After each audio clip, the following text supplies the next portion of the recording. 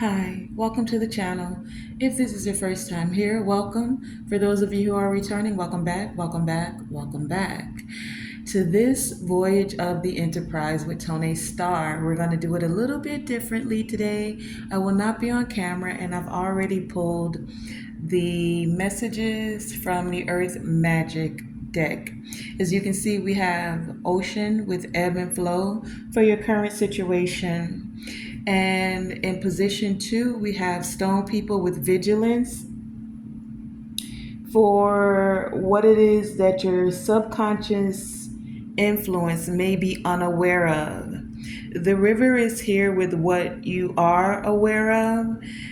The love is here with the resolution, and wind is the solution. And at the bottom of the deck, we have the lotus flower. So, with the ocean being here with ebb and flow, it tells me that the current situation for many of you has to do with water. It has to do with your emotions. And just like the ocean has the tides that come in and out, some of you in the current situation could be dealing with your emotions, the ebbs and flows of your emotions, allowing things to just flow like the currents of the ocean. We know that the ocean is very massive, right? It's very unpredictable. You can't really control the ocean. You have to work with it, not against it. In instance, if you're working against it, it's like you could get caught up in a rip current, right? And even with the rip current, the thing they tell you is to go with the flow of the ocean, to swim parallel to it, right? So, swimming parallel to it, going with the flow, allows you to not get pulled under. So many of you could be dealing with not getting overwhelmed, feeling like you're drowning in your emotions. Being able to want to swim with the currents of your emotion. Allowing the things that rise up to rise up, but not allowing it to take you under. And we know that water is a very important element here. Not only does it represents our emotion, we are 70% water. Water covers 70% of the earth. So that's a very large majority of your energetic space that the emotions take up, right? So, in this essence of going with the ebbs and flows, the situation is that many of you are doing your best to not fight against the current of your emotions, but to flow with your own feelings. All right? Not denying your hurt, your anger, your sorrow. And also not just like brushing it off or smoothing it over to where you're like hiding what's going on inside of you, what's beneath the surface, constricting yourself from experiencing your emotions. Again, you're trying to control the ocean, which, as we already stated, the ocean is one of those things that's not easily controlled. So your emotions are something that for many of you, you could feel like it's not easily controlled as well. So you're being encouraged to allow yourself to swim with the various emotions rather than to resist them. If they rise up like the current, allow them to rise up, because then they will pull back or fall back again versus you trying to resist them. Okay? And then in position number two, we have stone people with vigilance. Many of you, when it comes to your emotions, you could be being very vigilant about people, places, and things. you could feel hyper vigilant, hypersensitive, like on guard about the energies around you at this time. But I heard absolute strength. You're like an immobile, unmovable, like an unmovable fortress. Now, this has to do with the subconscious influences of which you could be unaware of. Some of you, this unmovable fortress that you've created is a fortress around your emotions. It's like, and not that it's a bad thing, this is what vigilance is all about. Once you make up your mind about people, places, things, you can stay in that position. And for some of you, you're being asked, if you look at the ocean, it has the water, but then the mountains also here have the water, right? You're being asked to allow things to flow, even within your subconscious mind. Some things may have been put in place subconsciously, and it's like a mountain, right? Some things you may be unaware of. The only things when it comes to the mountains that can move it is the elements. The element of the air, the element of water, as you see here with the mountains, but the element of wind as well. The elements have a tendency to be able to carve out their space, carve out the natural physical essence of a mountain. That's how we have like the Grand Canyon. It flowed that way because of massive amounts of water over many years.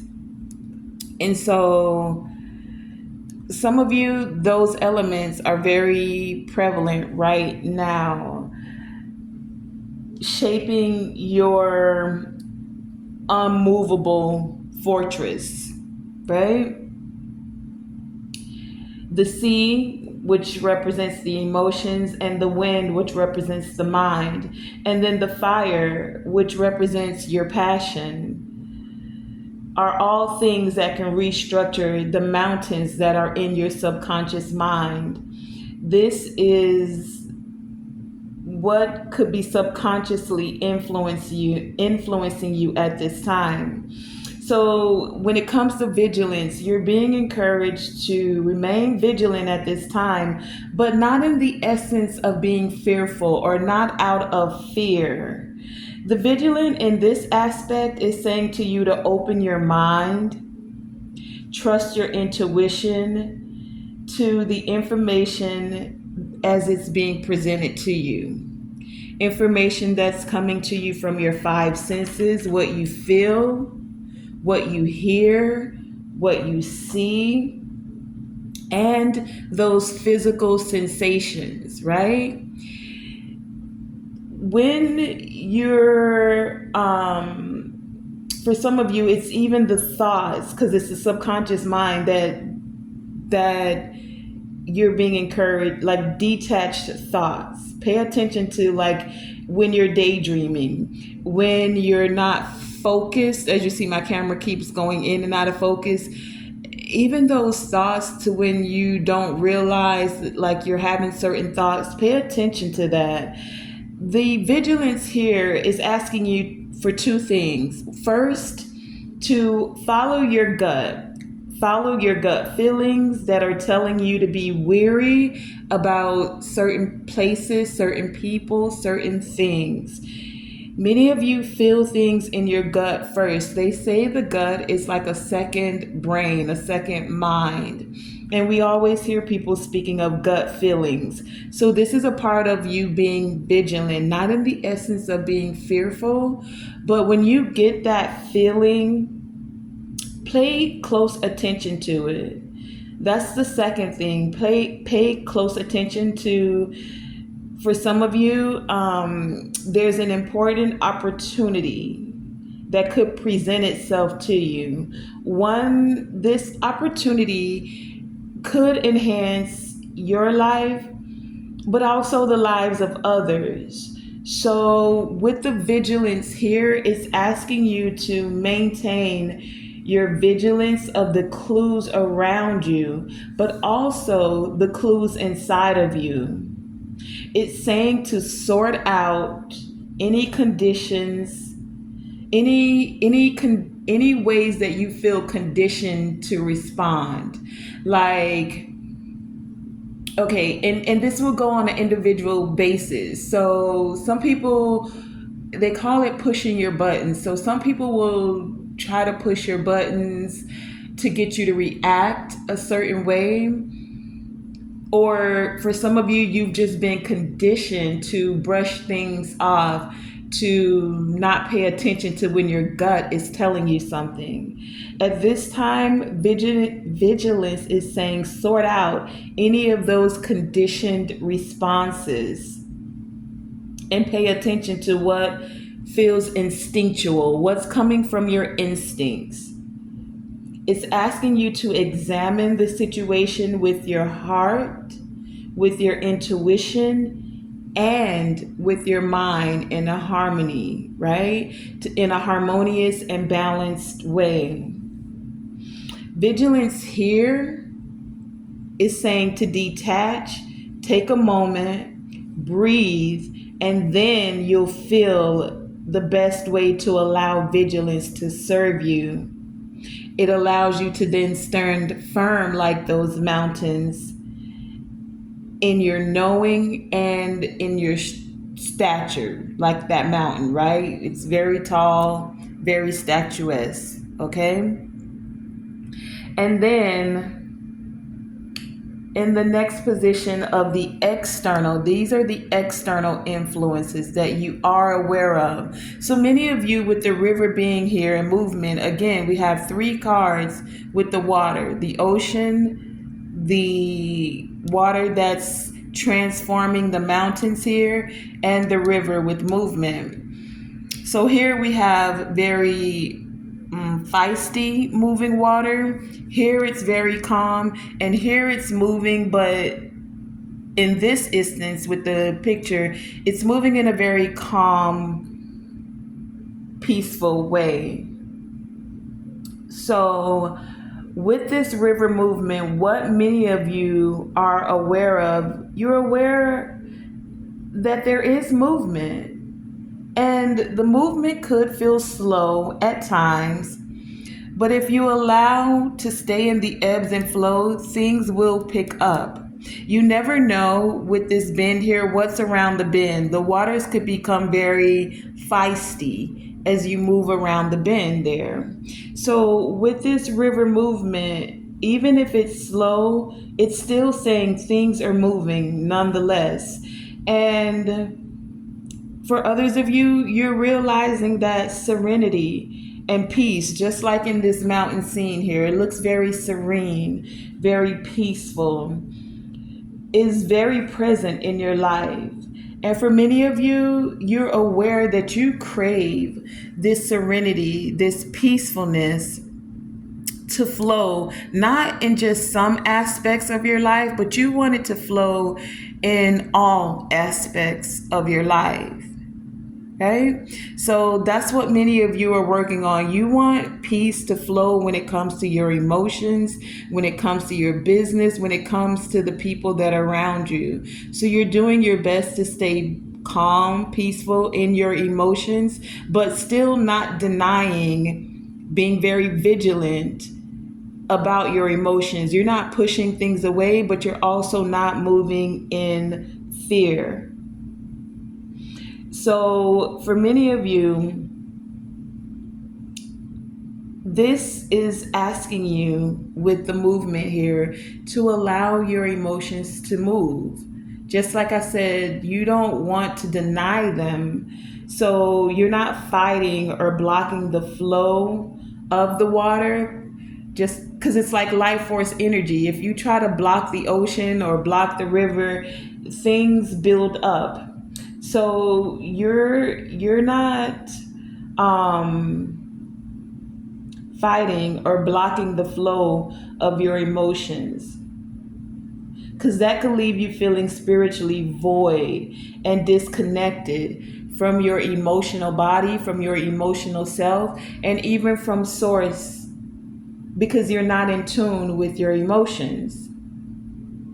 When you resist that movement of letting things flow, you hamper your ability to make a choice. So, like the river and all of these water cards, you're being encouraged to surrender to the movement of the water or your emotions. And remember to be grateful. And as you move in that energy of gratitude and allowing things to flow, you'll get the clues, right? You'll get the clues about which direction to move towards in a way where it's not ego based, it's egoless. And your egoless self is moving in a direction where you can go with the flow, where you can breathe, where you can relax. And so the more you breathe, relax, and stay in gratitude, you will know which directions to take. And for many of you, the direction to take is to move towards love and compassion. This love and compassion is what is required for a resolution. The heart, if you look here, the heart is more magnetically stronger. It's like 60 times the electrical current. If you look at these currents, they look like currents to me that are coming out from the heart here. The heart is 60 times stronger as an electrical force than the mind is.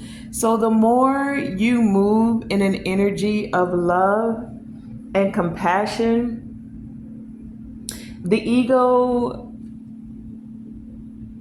it's like you'll move more in a ego-less, without the ego direction.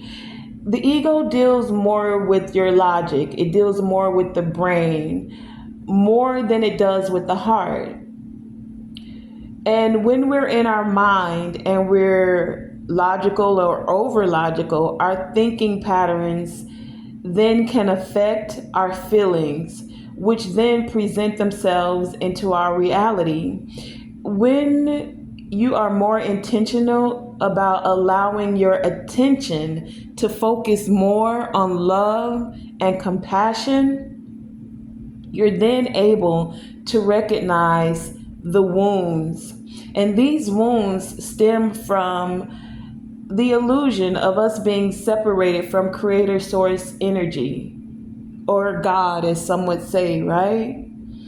In order to heal this illusion, to heal those wounds, to be able to move from a love space, it takes cultivating love. Love is love and compassion, because the card says that, right?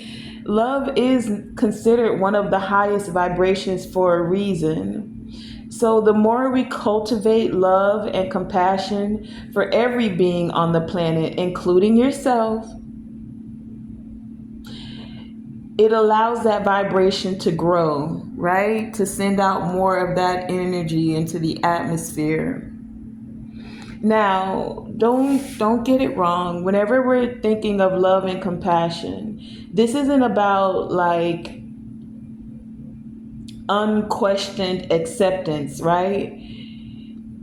No, this is more about a heartfelt sense of profound relatedness, where you're able to, and I get it in the essence of seeing what we have in common more than what separates us. If more of us could focus on what we have in common more than what separates us, we could find a common ground to cultivate more love and more compassion. And then, as the song says, heal the world, make it a better place. That could possibly happen, right? But either way, this love and compassion is saying, look around you And look inside of you and do your best to love what you see on the inside and those that are outside of you as well, right? And the actual solution to all of this is wind with the activation.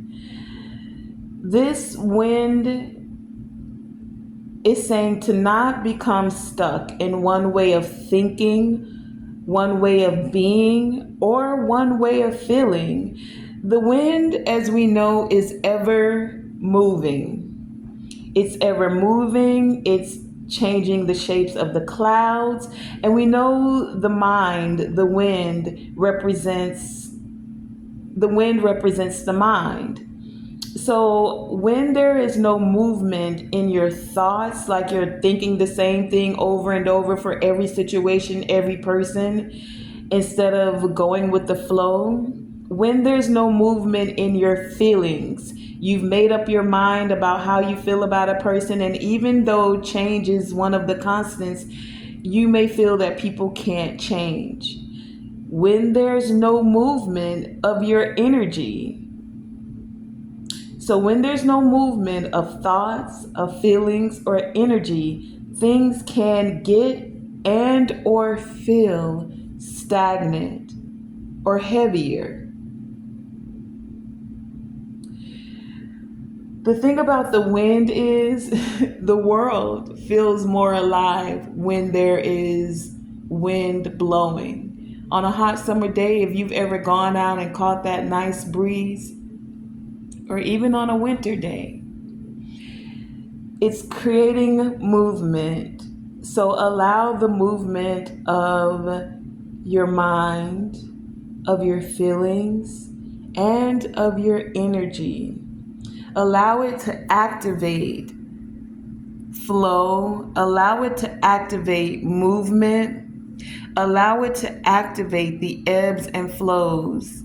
Things going in, going out, spinning around, moving the clouds or your mind and or your emotions. And then on the bottom of the deck, we had the lotus flower. And the lotus flower is simply saying, your spiritual unfoldment is occurring at all times, whether you are aware of it or not. So it would behoove you to go with the ebbs and flows, right? Because no matter what, things are unfolding. That has been your brief message for today. I want to thank you for joining me, Tonae Star, here with Tonae Star Enterprises. Remember, always shoot for the moon. Even if you miss, you are still amongst the stars. And to always, always, always let your light shine bright. Thank you for joining me on this voyage of the Enterprise.